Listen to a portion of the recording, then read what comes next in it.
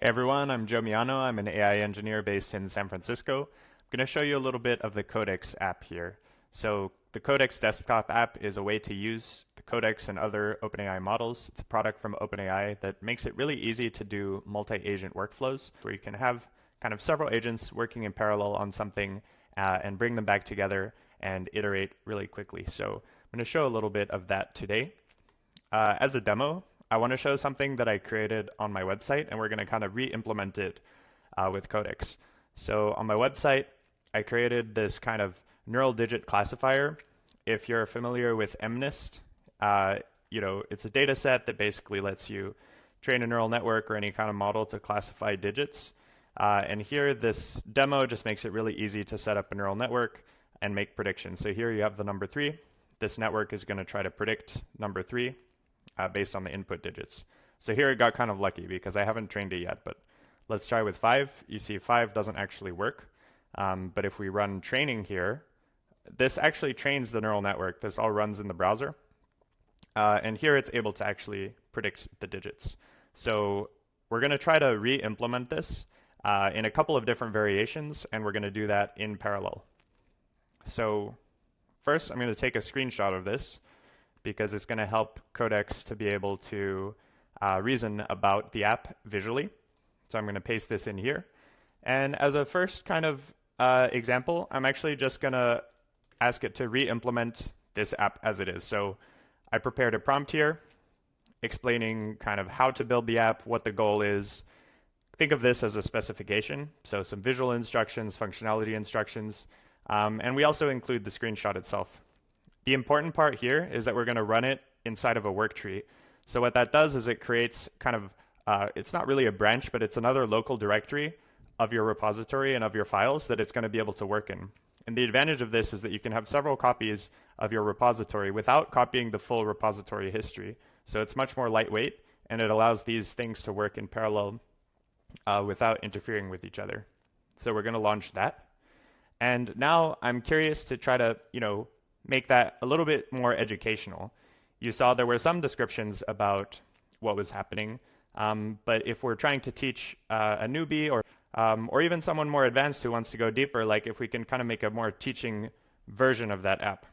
So I created another prompt, which I'm going to paste here. You can see you can easily start a new thread. And this prompt is not going to include the front end screenshot because I want to make it kind of a little bit more free in terms of how it's going to develop that. But here the goal is to create a teaching first interactive app called Neural Digit Classifier. It should make it really clear in terms of how that will work.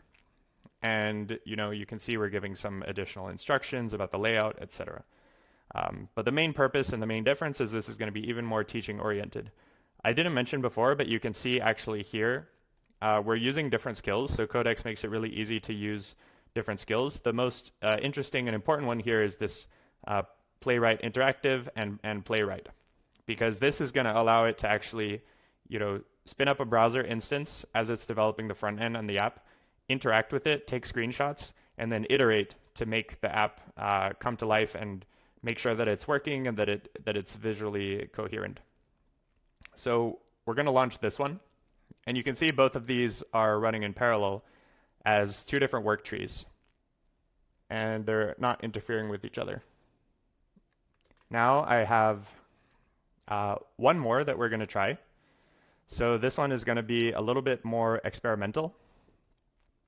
So create a polished experimentation-focused app called Neural Digit Classifier Studio. So it has some overlap with the teaching one, but here we want to put the experimentation first, so let the user easily be able to adjust parameters, try different things out, kind of leaving it open-ended to see what the model comes up with. GPT 5.4 is the strongest model from OpenAI currently, and we're using the extra high reasoning effort. So that's going to take a little bit more time.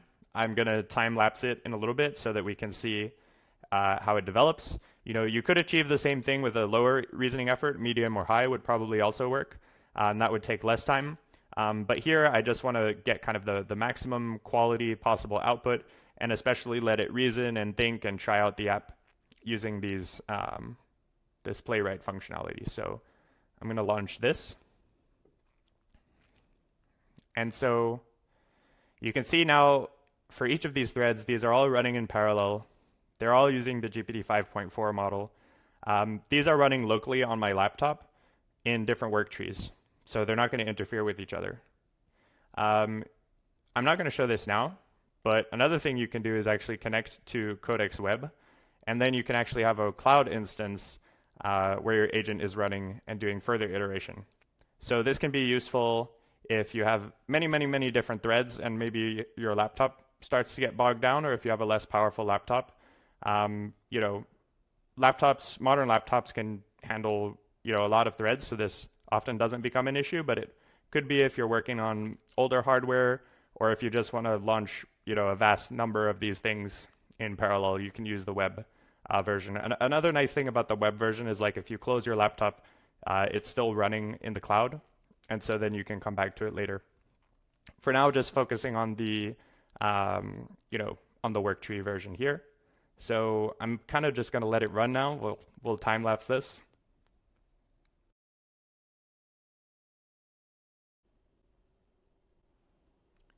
So you can see as it's working, you can see all of the different files that it's editing and the edits that it's making. Another thing you can do is actually open the code itself in VS Code Cursor or the IDE of your choice if you want to see more details around the file structure. But a lot of times you can just work directly in the Codex app. The workflow is a little bit different. It's not necessarily that you have to be, sitting there while it's working, watching it work. You can launch all of these threads in all of these work trees, come back later, and it's more of a test-driven development or kind of output-driven development as opposed to needing to check the intricacies of the code as it's working or even after it's working. So this is cool. You can see now it has started to take screenshots and iterate based on the screenshots. So this is using the Playwright skill. It has created this app, launched this app, taken screenshots, and it's actually able to play with the app itself and get feedback from the UI, from the UX to be able to make further improvements and fix any bugs that might be there. And this is the other version here. So you can see it's actually testing on mobile, which is pretty cool. So it's trying different aspect ratios to make sure that the app is working well across different platforms. Which one was this one? This is the experimentation platform. I could see this one being similar to the teaching platform, but curious to see what they come up with. And this is the one that's supposed to be faithful to the original. You can see it is writing a lot of code, so still 1,000 lines of code here. Didn't like the README for some reason, but let's see what it comes up with in the end. An interesting thing to look at is if you do Command J, you can pull up a terminal, and you can see actually that here we're on a work tree. So you can see home.codex and then work trees, and there's actually detached head, so it's not on a branch yet, but it's working on detached head on a work tree, and so that way it doesn't interfere with the main branch in our main repository locally. And once it's done, we can actually create a branch up here and merge that, push that, create a pull request, etc. Well, I guess push, create a pull request, and then merge. Yeah, interesting. So here you can see that it found actually an issue. This is quite interesting. I hit a QA catch, training appears to finish, but the history panel didn't register the run in the automation check. So it actually found a bug through this self-testing that it's doing, and it's going to be able to fix that. You see it's taking quite a while. We're at 15, 16, 17 minutes here. But the reason I wanted to do extra high was to show how it can self-correct and how it can do these long-running tasks. So this is quite a long, complicated, open-ended task that it's able to do end-to-end. So, in practice, if you're doing this, you could be working on several projects at once, several features at once, doing other work while you wait for this to come back. And because the model is so good that it's able to actually perform this kind of large-scale amount of work without making mistakes, and it's able to produce good outputs. So it's kind of different workflows. Like one workflow is maybe use a smaller, faster model and have yourself in the loop and work on things little by little. It's more iterative. In such a case, I would actually recommend not using 5.4 extra high. I would recommend probably using 5.4 mini, medium, or high. Codex Spark is another really good model. This is a really, really fast model. So for iterative development, I actually use this one a lot. You can do medium, high, or extra high, depending on your needs. But the setup that I have here was really, write a really detailed prompt, articulate the goals, and let the thing just run and self-correct until the goal is met. And that's a different workflow, and that lends itself well to actually this worktree-based workflow, where you can just start several things in parallel, have them be running, and then come back later to the complete finished work. So this is starting to look cool. It's taking more screenshots, testing out the app, zooming into different components. Let's see. It looks like this one might be done. So let's try this one out. So which one was this? This was the teaching first one. I assume, okay, so it says that it has the dev server running. We can try this out. So let me bring this over here. All right, so this is the app that it came up with. Neural Digit Classifier Lab. Watch a tiny network turn pixels into probabilities. So first you would select your digit. So it came up with this nice UI. You can see how it's kind of turning the digit into this nice pixel representation, which is pretty cool. So each of the pixels here represents each of the neurons here, which are then connected to other hidden layers here. Instead of stacking all of these vertically, it looks like it's doing 1, 2, 3, 4, but this is a single hidden layer. And it also has different noise variations, which is cool. So, this is a simple case because there's not that many pixels to represent these, but in practice, the numbers are going to be kind of noisy if they're of higher resolution. So it's cool that it simulates these different noises here. Let's see. So if I click play, it seems like it's sort of charting a path through the neural network and explaining the different decision points, which is pretty cool. If I would click predict and then maybe next step, it looks like you can sort of chart through yourself and you get more information about each of the steps. So if I would click again, now we're at the logit step, get some more information here. And it's sharing a lot of information about how this is working under the hood. Let's see the training process. So let's see, it's able to actually train the model. Maybe if I click play and then it's able to train. And actually, yeah, it looks like the model is able to work pretty well once it trains. So it predicted a 2 and I had selected a 2. So yeah, overall, this is pretty cool. It was able to do this in just one prompt. And a nice teaching tool to explain the different components. Let's go back to Codex and check on the other ones. All right, so this is looking cool. It's testing out the training, getting different screenshots. This one is the experimentation-focused one. So it's probably going to be similar to the teaching one because you can learn through experimentation, but let's see what it comes up with. And I'm also curious about this one, how well it's able to recreate from the screenshot, the one that was on my website. All right, so this one looks finished. It is running on localhost 5173. Wow. Yeah, this looks great. This is very similar to what I had on my website. You can see it was able to capture the colors pretty well, the kind of roundedness of the edges, the overall aesthetic feel. Of course, it's not exactly the same, but it's it's very close. So let's see. If I would come up and try to predict, let's see. All right. So it seems like it is preloading the predictions. So this is something that, maybe we would want to adjust with another prompt. We would be able to basically adjust that because ideally you would want to need to click predict before it would show up here. But that could be something that was underspecified in my prompt.